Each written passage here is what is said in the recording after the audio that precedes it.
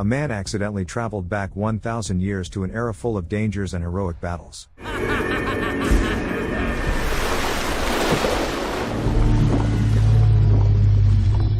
The film begins with a young boy riding in a car with his parents. Suddenly, another vehicle swerves into their lane, causing his father to lose control. Their car crashes through the barrier and falls off the bridge into the river. Years later, the now grown boy wakes up in a panic from another nightmare about that terrible accident. After getting dressed, he goes back to bed. While lying there, his phone rings. His mother comes in and says that his friend Vova is calling, but he doesn't want to talk. Understanding her son's hesitation, she reminds him that they're going hiking in the mountains, and another chance to see the solar eclipse won't come for a long time. Knowing that her son is afraid of heights, she manages to convince him to go on the hike. Meanwhile, in a different century, a shaman performs a ritual, asking ancient spirits for help in finding a powerful stone that would allow him to bring the world to its knees. Back in the present, Vit'ko and his classmates head out on their hike through the forest and mountains. Eventually, the group reaches a suspension bridge. The teacher explains how to cross it carefully, and the children start making their way across one by one. When it's Vit'ko's turn, he is extremely nervous and anxious. His friend tries to encourage him, but it doesn't help much. Gritting his teeth, Vit'ko takes a few steps forward but looks down, causing him to panic and fall off the bridge. Vova immediately rushes to help and manages to get him back. The other classmates start teasing him, and when he fell, he accidentally spilled water from a bottle onto his pants. Unable to bear the ridicule, Vit'ko runs away, with Vova chasing him and catching up near one of the rocks. Vova tries to cheer up his friend. Looking up, the boys see that the eclipse has already begun. Suddenly, they feel strange tremors as an earthquake starts. A portion of the rock Vova was standing on collapses, and he falls into the chasm. At the last moment, he grabs the edge of the rock but can't pull himself up. Desperately calling for help, Vit'ko is too scared to come near the edge. Suddenly, a hole, like a portal, opens up in the rock behind them, and Vit'ko is sucked into it. Waking up, Vit'ko sees the rock behind him, with the hole closing. Hearing a voice, he cautiously peeks out from behind a large boulder and sees a man dressed in ancient armor, holding a bouquet of flowers and talking to himself. Suddenly, a large number of other warriors appear in front of the man. After successfully repelling their attack, he is about to leave when another warrior ambushes him from behind. They engage in a sword fight, but the man is defeated and surrounded. Vit'ko, watching from a distance, decides to move closer but slips and falls down. At the same time, a siren starts blaring from his backpack. The megaphone has turned on.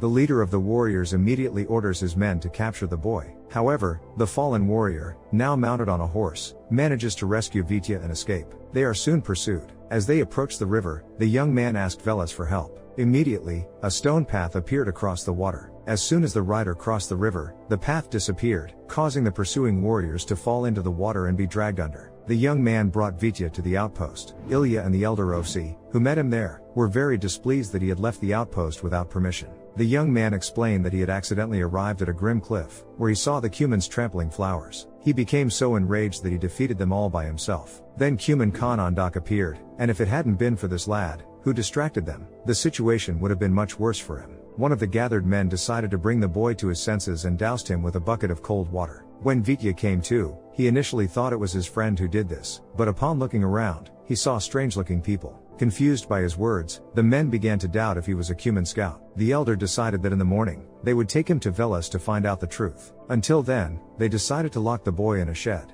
That night, Kanondak visited the shaman. Although the spirits had correctly pointed out where the Roman should have been, they had been unable to kill him. The boy in strange clothes had interfered. Upon hearing about the child, the shaman asked if he had a dragon's head symbol. The shaman recalled that the boy had indeed had that symbol on his back. The shaman was very pleased with this news. He had been expecting him. The spirits had sent their messenger, who would bring them boundless power. Meanwhile, Vit'ko was trying to understand what was happening. His thoughts were interrupted by a girl who came over and offered him some milk. He tried to ask her where he was, but she didn't quite understand his question and replied that he was in the shed. She also mentioned that the outpost was called Rymov, and it defended Rus from the Cumans. Vit'ko then asked what year it was and was shocked to hear that it was 1120 AD. He could hardly believe his ears. Their conversation was interrupted by the young man who wanted to thank Vit'ko for his help. Vit'ko said he urgently needed to go home, and the young man replied not to worry, he would be examined by Veles and then released. The next day, the boy was placed on a raft and sent to the middle of the river. Suddenly, the ropes holding the logs broke, and the boy sank into the water. There, he saw some strange creature, and a moment later, he was forcefully thrown back onto the shore. Returning to the outpost, the men returned Vit'ko's belongings to him. As they sit around the table, they introduce themselves one by one: Ilya, Dobrynya, Olishko, and Elder Ovsi. They ask him to tell them what happened. Vit'ko explains that he is from another time and was sucked into a hole in a cliff. However, they don't believe him, thinking he must have hit his head hard. In response, the boy takes a megaphone out of his backpack and turns it on. The loud noise causes the crowd to scatter, but it has the desired effect and convinces the warriors of the boy's story. Elder Ofsi promises to figure out how he can return home, while Ilya offers for him to stay with his sister Milanica for now. Olishko immediately volunteers to escort the boy. Upon arriving at Milanika's place, he hands Vit'ko over to her care. Once she leads the boy into the house, Olishko calls over her daughter, Rozanka. He is very taken with her and plans to give her a bouquet hidden behind his back. However, his plans are thwarted by a horse. While Olishko is talking to Rozanka, the animal carefully eats the flowers. When Olishko pulls the bouquet out from behind his back, all that remains is a small, chewed-up remnant. Offended by such a gift, Rozanka goes inside. That evening, the entire family, Ilya, Dobrynya, and Olishko, gathers around the table. As darkness falls and the fire crackles, they begin to sing. At that moment, Vit'ko comes out to them. The elder reports that he visited Veles, who said that during a solar eclipse, the hole would open again. However, when this will be is unknown. Veles also mentioned that the portal can be opened by force, but only the sorcerers know how. They need to go to them for answers. Olishko immediately says he knows a place where there are plenty of sorcerers, but Ilya cautions against leaving Rymov as it is surrounded by Cumans. The next morning, Vit'ko decides to explore the outpost and take some photographs. There he meets Olishko and asks him to take him to the sorcerers. Olishko says he can show him the way, but it won't be of much use. To get answers, one must pass the sorcerer's tests, with a sword, a bow, and one's wits. Vit'ko then asks to try and pass all these tests. Olishko decides to start with horse riding. As Vit'ko is about to mount the horse, someone grabs him from behind. Turning around, he sees the captured Cuman, Tugarin. After pulling his hand away, Vit'ko doesn't notice that a pin fell from his coat and Tugarin picks it up. Next, Olishko lets the boy shoot a bow and swing a sword. Assessing his skills, Olishko concludes that he won't succeed. The teenager then begs to be taught everything, and in exchange for the megaphone, Olishko agrees. The next day, Vit'ko's training begins. He learns how to handle a sword, ride a horse, and shoot a bow. Throughout the training, Alenka watches them closely. At the end of their session, Olishko shows Vit'ko the enormous sword of Ilya Muromets. The teenager immediately asks if Dobrynya is Dobrynya Nikitich, realizing that he is in the presence of three legendary heroes, Dobrynya Nikitich, Ilya Muromets, and Olishko Popovich. He excitedly tells Olishko that back in his time, everyone knows about them and that there are legends and tales about them. Over time, Vit'ko becomes proficient with the sword and bow, and Olishko draws him a map showing the way to the sorcerer. Meanwhile, the shaman continues his dark magic. Enchanting a raven, he sends it out for reconnaissance. Vit'ko sets out on his journey. At one point, he hears a rustling sound and decides to hide behind a tree. Peeking out cautiously with his bow ready, he encounters Alenka. The girl has come into the forest to gather mushrooms. Vit'ko explains that he is searching for the sorcerer and desperately needs to return home. He shows her the map and asks if she recognizes the place. Deciding to help Vit'ko, Alenka agrees to accompany him. Eventually, the two friends arrive at the marked location, and Vit'ko is instantly transported to another dimension. He finds himself in the middle of a vast frozen ocean. An unknown voice sternly demands to know who he is and why he has come.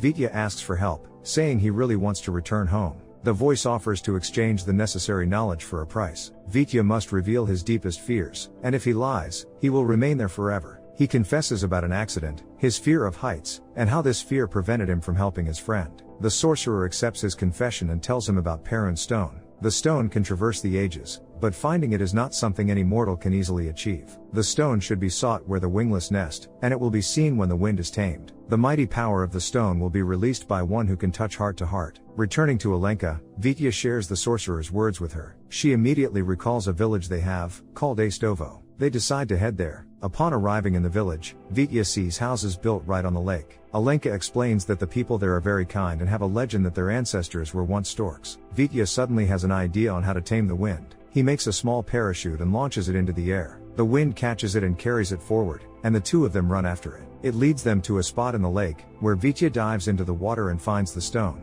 The raven, which had been watching the children all this time, immediately reports this to the shaman. Suddenly, the friends hear a scream. Turning toward the noise, Alenka sees a crowd of Cumans running toward the village. Vit'ko and the girl hide while chaos erupts around them, with enemy warriors slaughtering all the villagers. At the watchtower, one of the guards spots smoke and realizes that the village is burning. He calls for the warriors. Dividing into two groups, Nikita and Dobrynya head one way, while Olishko and the others go the other way. Almost immediately, the two heroes encounter the Cumans, along with Vit'ko and Alenka. The men quickly engage in battle. Vit'ko notices that one of the enemies is sneaking up behind the heroes and, grabbing a bow, shoots him. Back at the outpost, Elder Ofsi scolds the children for leaving without permission. But the heroes stand up for them, saying that Vit'ko needs to return home. They suggest going to the Grim Cliff at dawn the next day. That night, at the Cuman camp, Khan Ondak is informed of the failure. Angry, he goes to the shaman, who promises not to make any more mistakes and to bring him the stone. The next day, Vit'ko, Elder Ofsi, and the heroes head to the Grim Cliff. They insert the stone into it,